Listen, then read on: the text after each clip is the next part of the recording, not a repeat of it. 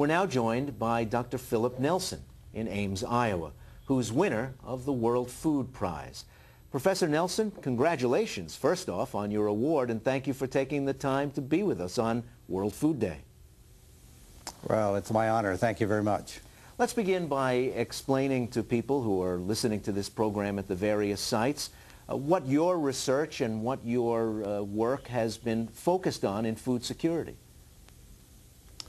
My focus has really taken place, what we say, after the farm gate. It's to preserve what we produce so it becomes available for us to use later on. Many of our products that we do produce are lost due to spoilage and decomposition, and it's not available for human consumption. So my thrust has been to try to develop technology and train people to use technology that will allow them to have an adequate food supply the year round. When you say a lot of food is lost, give us an idea how much. Is it enough to make a real difference in the food security of the world's hungriest people?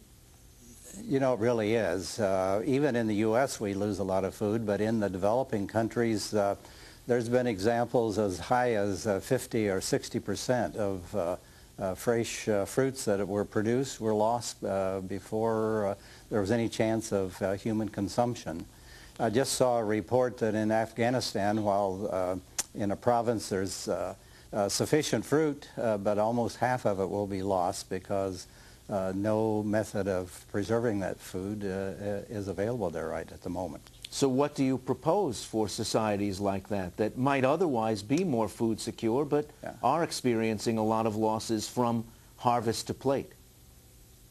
Well, certainly now in many of the countries where there is sufficient food, and that's not all of the world, but in areas like India, China, and so forth, preservation methods now are being put in place to allow transfer of the product out to the remote areas of the country.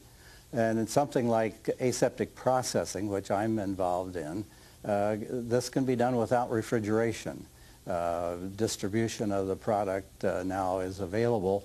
For example, milk in India can be preserved and in aseptic containers without the requirement of refrigeration. So it's a major development for those parts of the world that do not have this cold chain that we're able to use here in the U.S.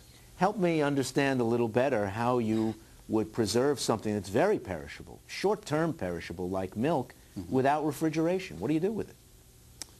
The technology that we use is called aseptic processing. And if you think of home canning, we put everything into the container, we cover it, close it up, and then we heat it. At that time, that means we've destroyed the spoilage organisms as well of the food as well as the package at the same time. With aseptic processing, we do that outside of the container so we can heat it much quicker. We cool it down to ambient temperature, and then the package can be something as inexpensive as a cardboard box. We can sterilize it and then put the two together in a sterile environment. And so it allows us to produce a product now that's not only shelf stable, but also a higher quality in nutrition as well as the sensory flavor and so forth. Once you use milk again, it's sometimes hard to tell that kind of processing has been done on it. What about with fruits and vegetables? Don't you take the risk of really changing the form of the fruit or vegetable in a way that makes it apparent that you've started to cook it? Well, you know, the advantage, again, of this process is that we heat it quickly and cool it quickly. So the flavor, while it will be altered some, obviously, from fresh, for example, fresh squeezed orange juice, but the process does allow us to produce a product that is almost fresh-like and certainly high in its nutrient content, much higher than ever before. Well, Dr. Nelson, congratulations again, and thanks for joining us. Yeah, thank you. Now we'll continue with our conversation.